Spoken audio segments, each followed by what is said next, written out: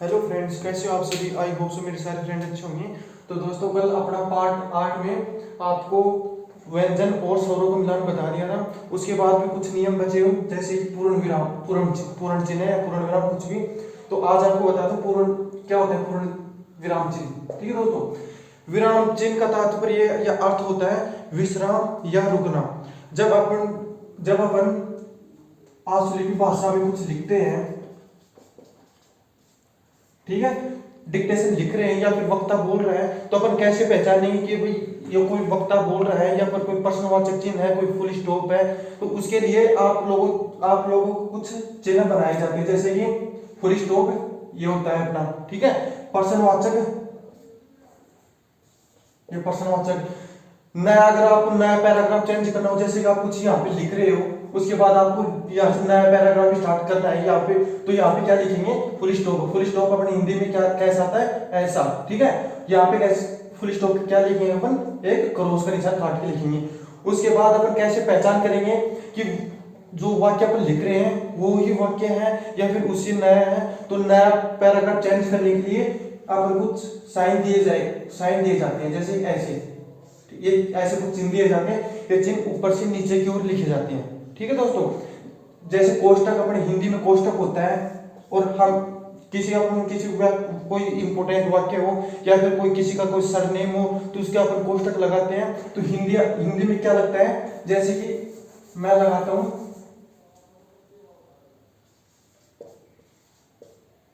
Isaac Pitman. क्या है दोस्तों, आइजैक पिटमैन। कौन है आइजैक पिटमैन? जिसने मानक आशुलिपि की ये मानक आशुलिपि के रचयिता है, ठीक है दोस्तों। अब मैं इसको करता हूं, जैसे कोष्टक लगाता हूं, ये आइजैक हो गया और इनका नाम है पिटनेम है, ठीक है। ये क्या, कौन से किस में हो गया वर्ड अपना, हिंदी में, ठीक है। अगर हिंद को अपन आशुलिपि में व्यक्त करेंगे इस पैराग्राफ को, तो अपन क्या करेंगे, इसको थोड़ा हल्का सा कट कर देंगे, ठीक है दोस्तों, कट कर देंगे। ये क्या हो गया, आशुलिपि में विराम चिन्ह हो गया, ठीक है दोस्तों। चलो उसके बाद अपना आता है, उसके बाद आता है अपना अल्प विराम। अल्प विराम में एक विराम चिन्ह है, जैसे कि अपन कोमा, हिंदी में क्या लिखते हैं इसको, कोमा। कोमा ये आशुलिपि में कैसे लिखा जाएगा, हिंदी में कोमा, और आशुलिपि में ये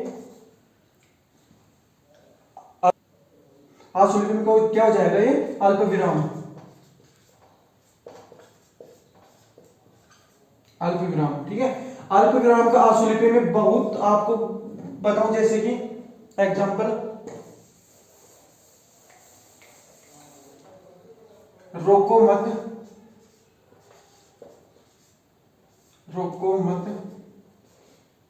अल्प विराम, जाने दो,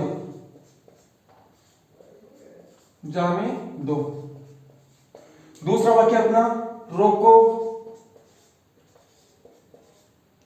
अल्प विराम, मत, जाने दो, ठीक है दोस्तों। यानी दोनों वाक्य एक ही हैं। रोको मत जाने दो, दूसरा भी रोको मत जाने दो, लेकिन बीच में क्या रहा है दोस्तों, अल्प विराम। क्या है ये, अल्प विराम। तो अल्प विराम बीच में आने से इन दोनों का जो अर्थ है वो अलग अलग भिन्न हो जाएगा, ठीक है। जैसे कि रोको मत, यानी रोको मत जाने दो। कोई आदमी कहीं पे जा रहा है या फिर कुछ हो रहा है, तो क्या कहेंगे मैं, अरे रोको मत जाने दो, यानी इसे रोकना नहीं है, रोको मत जाने दो। ये अपना ये जो अल्पविराम इसे होगा। और दूसरा वाक्य क्या है अपना, रोको अल्पविराम मत जाने दो। इसका अर्थ होगा, अरे रोको मत जाने दो, ठीक। पहले का क्या हो गया, रोको मत जाने दो, दूसरा का रोको मत जाने दो, ठीक है। तो क्या हो गया, इस अल्पविराम से किसी चीज का भिन्न अलग अर्थ अलग अलग हो जाता है, ठीक है दोस्तों। उसके बाद आता पढ़ना निर्देशक, निर्देशिक विराम चिन्ह, निर्देशिक विराम चिन्ह, विराम चिन्ह, ठीक है। निर्देशिक विराम चिन्ह का साइन क्या है इसका, गुड, और ऊपर से थोड़ा घुमाओ हुक, ठीक है। जैसे कि कोई दो नेता अपने से बातें कर रहे हैं, ठीक है, उनके अंदर उनका जो मैन हेड जैसे कि पीएम हो गया, सीएम हो गया, अगर बीच में वो भाषण देने लग गए तो अपन को कैसे पता चलेगा कि भाई जैसे कि मैं लिख रहा हूं कि आप कहां जा रहे हो, आप कहां जा रहे हो, ठीक है दोस्तों।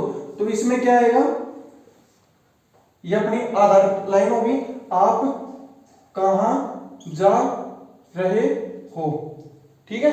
उसके बाद अपना आएगा, यानी वाक्य खत्म हो गए यहाँ पे। तो ये अगर हिंदी में अगर वाक्य खत्म हो तो फुल स्टॉप, अगर आशुलिपि में खत्म होगा तो एक क्रॉस, यानी क्रॉस का साइन ये है कि इसके आगे और कोई वाक्य नहीं बचा, जो भी वाक्य है वो यहीं पे कंप्लीट हो गया। अब आगे जैसे कि दो नेताओं ने भाषण दे दिया, उसके बाद पीएम सीएम अगर वो भाषण देने लग गए कि मैं भी चलूंगा, मैं भी चलूंगा, मैं भी चलूंगा, ठीक है।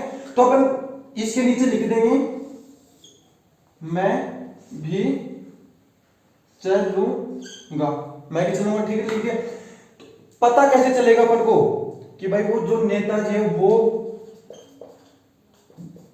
स्पीच दे रहे हैं, या फिर कोई बड़ा कोई पीएम सीएम जो उससे कोई बड़ा है प्राइम वो स्पीच दे रहे हैं। तो उसके लिए दोस्तों अपन को कौन सा चिन्ह इस्तेमाल करना पड़ेगा, डबल क्रॉस। जहां पे ये पैराग्राफ स्टार्ट करेंगे वहां पे अपन को निर्देशक, इसको क्रॉस को बोलते हैं निर्देशक, क्या बोलते हैं, निर्देशक, ठीक है। ये स्टार्ट करें तो ये इससे अपन को ये पता चल जाएगा, और अगर ये आएगा तो यहाँ इसे अपने को ये पता चल जाएगा कि इससे आगे अपना और कोई वाक्य नहीं है, ठीक है।